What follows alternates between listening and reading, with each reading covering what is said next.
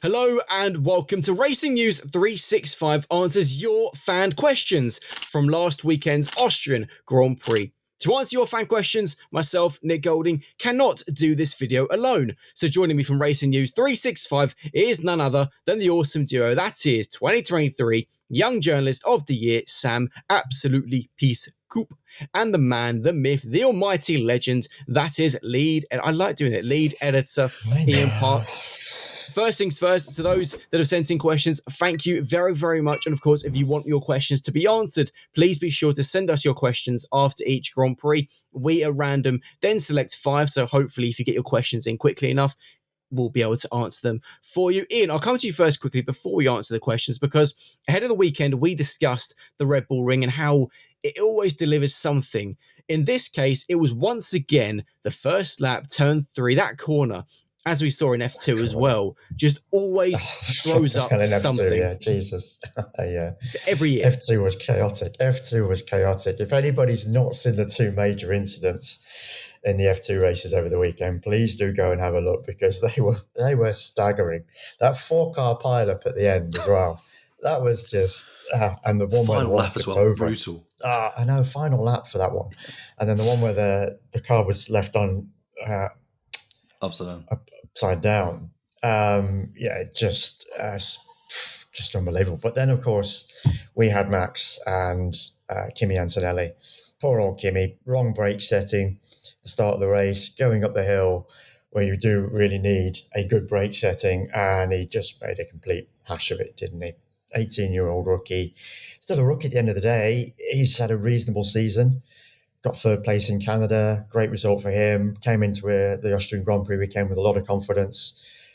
Conditions not great for Mercedes overall. And he, as I say, just made that mistake with the brakes. Didn't have the right setting and just went hurtling through the corner. Nearly took out Liam Lawson. Didn't. That was lucky for Liam, who then produced his best result for Formula One so far. But ultimately took out Max, and now has left Max a considerable way adrift in the Drivers' Championship, and leaving it very, very difficult for him to retain not only his driver's title, but of course the number 1 on his car. Max could be back to 33 on his car for 2026. Just throw that in there. That's something I can't even imagine it's been that long at the moment. But anyways, let's get on with the questions. So to the fans, the questions we've chosen, to everyone who sent questions in, thank you very, very much, and apologies in advance if I pronounce any of these names incorrect. Starting off with the first question, and it comes from MTOS1616. And the question I will throw to you, Sam. Max to Mercedes, of course, the big rumour in the Red Bull Ring. Where does that leave George Russell? That is a brilliant question, so thank you very much for that. Ian had a very, very good explanation for this current situation with Max Verstappen and Mercedes on the podcast, so if you haven't checked that out, do so. Thank you for the plug. Nice plug. That's okay. So yeah, it's a very interesting situation, and as Ian kind of, just to summarise, as Ian kind of said, it looks like the clauses in Max's contract where he can potentially get out of his Red Bull deal if he's outside the top 3 around the summer break is kind of what Toto Wolff could be waiting on, and which has potentially then delayed George Russell's contract talks, and George Russell obviously making it clear over the weekend that Mercedes is talking to Max. From George's perspective, though, it's very interesting because he's always maintained through this of, I'm not worried. There's nothing more I can do. And he seems to be that kind of character who goes, well, I'm performing brilliantly. I'm doing everything that I can possibly be asked for, from me. Toto Wolff has described his current lineup as perfect. So, which is strange because you can't improve on perfect, and clearly Max Verstappen would be an improvement on perfect. So anyway, but George is kind of looking at it going, look, there's nothing more I can do. It's out of my hands. Why worry about it? I'm performing at my best. But in terms of his options where he could go, I mean, obviously Red Bull could be an option if Max, goes the other way. Aston Martin as well could be a bit of a dark horse heading into the new regulations change. But there's also no guarantee that Toto and Max are talking about 2026. One thing that Ian has maintained throughout the year is, why would you change going into a new regulation cycle with your Max Verstappen? So it could be that Toto's trying to shore up an option for 2027 whereby Max can go to Mercedes for 2027 if Red Bull don't bring their best game for 2026. If he's able to do that, he could then turn around to George and say, here's a 1-year deal, bring us into the new era, and there's a team option on top of that. So if Max does decide to stay put, he can then sew in George Russell for another year or however long. So there's potentials like that that could kind of ultimately, come to fruition. It just describes, just shows how kind of complex the contract situation can be in F1. But yeah, I think realistically, Red Bull and Aston Martin are probably the most likely landing spots for George Russell in this scenario where he does lose his Mercedes seat. Very nice, Sam. Ian, will come to the next question, and it comes from Crawford 1992. Is there anything that can make the cars closer? 20 plus seconds behind the McLarens is boring, according to Crawford 1992. It's got to be said, probably not, but I'll let you explain. Not for this season, because we're coming towards the end. Well, no, in all honesty, it's true. Not for this season. Okay, it's boring, but blimey, we've still gone through. We're still in an era where the racing has, still been really good. For the most part, it's predominantly been really close. I can understand what Crawford is thinking, seeing the McLarens pretty much waltz off into the sunset as they did in Austria, comfortably trouncing the Ferraris, who at least were a little bit closer, believe it or not, on pace with the new floor on the car. But for this season, unfortunately not Crawford, because we are coming right to the end now of this regulation set, and we're hitting that point where some teams have already started prioritizing 2026, and some teams, like the big boys, are just doing enough with the 2025 car, but nevertheless, the bulk of their focus is already on 2026. I know Mercedes, for instance, was mentioned over the weekend that they've just got a few guys looking at the 2025 car now, but the bulk of the team is looking at 2026. So that gives you some idea. McLaren, it still has another update to come on its car, which you're not going to be pleased about that one, are you, Crawford, in all fairness? If looking at the dominance of McLaren in Austria, if McLaren's got yet another update, that would make it even more dominant, if that's at all possible. So who knows what some results might be over the rest of this season with the remaining 13 Grand Prix that we've got.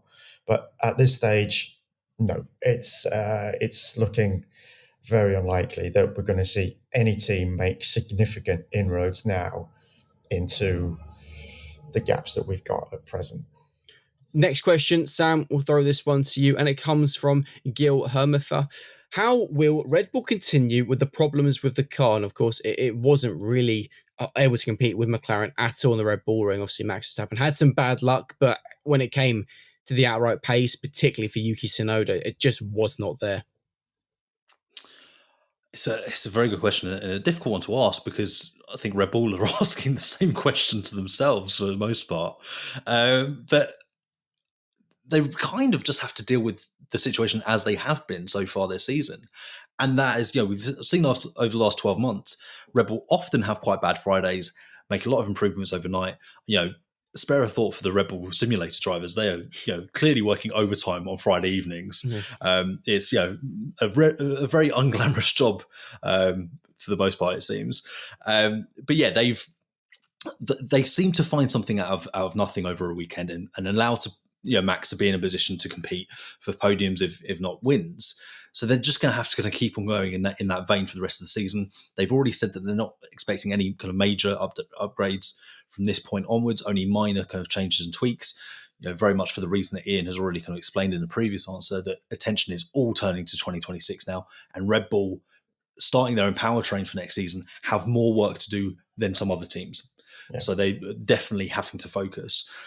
As for Yuki and the situation in the second car, they will be trying to kind of get him to a place where he's happy and they're happy, because he could be he could be the driver in the car next year. It seems unlikely. And even if he isn't, they want to get that seat and that position into as manageable place as they can for whoever is next. But as Christian Horner has said already this season, they're out of the constructors' fight. So they are solely focusing on the drivers. So they're not particularly concerned with the overall kind of outright results that are coming out of that second seat. So it's very much focusing on Max and what they can do on any given weekend to maximize his performances and his results. Penultimate question, Ian, this one comes to you, and it comes from Lalas. Is Ferrari's Austria performance for real, or was it good just because Mercedes and Max Verstappen had a bad weekend? Hi, Lalas. Thanks for the question. No, I genuinely do believe that was a step forward in improvement for Ferrari. As I've mentioned, they had this new floor on the car, the SF25, and as we saw in qualifying, it's delivered. Second on the grid for Charles Leclerc, fourth on the grid for Lewis Hamilton. Both drivers said that they did feel a difference with the car. Perhaps in race pace, overall, when you look at what happened on Sunday, it perhaps didn't quite deliver as much as they were perhaps looking for on that occasion. But nevertheless, as I did say, there was a slight step forward in terms of pace overall.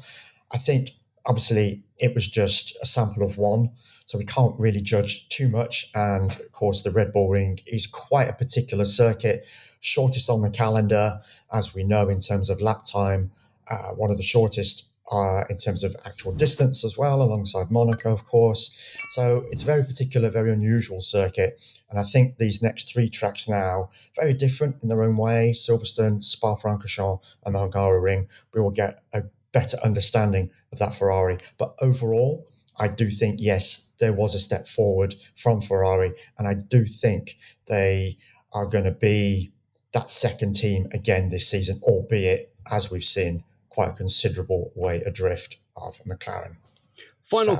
Sadly, final question, and it's one that all three of us can answer because, who knows, our opinions might differ. And it comes from Nicholas. If Verstappen didn't get hit, where do you think he would have finished? I will go first, and I think he would have got third because his race pace, even through practice, was actually very, very good. Not quite with the McLarens, but the closest driver to them. And I've got a feeling the fact he had made a very good start prior to turn 3, it wouldn't have surprised me if he'd managed to have got definitely George Russell and probably the Ferraris as well. So for me, Max would have got third. For you, Sam, do you differ, or do you agree a podium was the likely outcome if he hadn't been wiped out? I agree that a podium would be a likely outcome. Whether or not he would be able to ultimately get past Charles and onto the rostrum, I think it would be fairly marginal. But as we know from what both Charles and Lewis said post-race, they were dealing with their own kind of separate problems. Charles was having to kind of lift and coast, which he said was frustrating. A pretty kind of he called the race very boring, to be fair. So maybe he wished that Max was in there in the fight, to zhuzh up a bit for him. And then Lewis was saying that he was yes, zhuzh. I like that. That's a good word. Yeah. And Lewis was saying that he was dealing with brake issues, which he's trying, he's imploring Ferrari to fix, as he has done all season. He really doesn't like the Brembos. And there was a few other things that were making Lewis not particularly happy with things, the balance mainly. But it just seems like even when things are going better for Ferrari, the drivers aren't particularly happy. So I think he would have been in that fight for third, Max, had he stayed in the race. At least Lewis's brakes weren't on fire, poor Carlos. Ian, for you, where do you think Max would have got to if he wasn't taken out?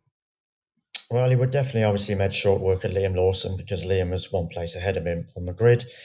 He would have obviously, given the pace of the Mercedes, got past George Russell, providing the two of them hadn't tangled at some point. You couldn't not have ruled that one out, given the history that those two have got going between them. And then it would have been between him and the Ferraris, quite obviously. But looking at the race pace overall of that Red Bull, I think it probably did have the edge on the Ferraris. So it would have been close. I think it would have been very, very close to have been on the podium. I think he would have got past Lewis. Lewis was, as we know, had those little bit of brake issues. His race pace wasn't quite up there with Charles Leclerc. So I think it definitely would have been a good tussle between Max and Charles for that third spot overall. And as to whether he would have got it, it's a big hypothetical question, isn't it? But really hard to say. But thanks for the question. Anyway, it was a good one. But we like the hypotheticals. They're always good discussion points that we can mull over after a Grand Prix. So thanks anyway for the question. And of course, thank you to everyone who sent in questions, even those who didn't get randomly selected. But please do, after Silverstone, send in your fan questions. And who knows, maybe this time next week, we'll be answering your fan question. If you have enjoyed this video, please do smash the like button, subscribe to the channel, and you can join Ian, Sam, and myself this weekend for the British Grand Prix. See you later. Just a quick ad, folks. When you do submit a question, when you do submit a question, please let us know also where you're from. Yes, It's good please. to let us know so we can give a country shout out as well, because we know we got many fans around the world. Always good to give a mention along those as well. So thanks for watching. Thanks for listening. As always, take care. Thanks for joining us.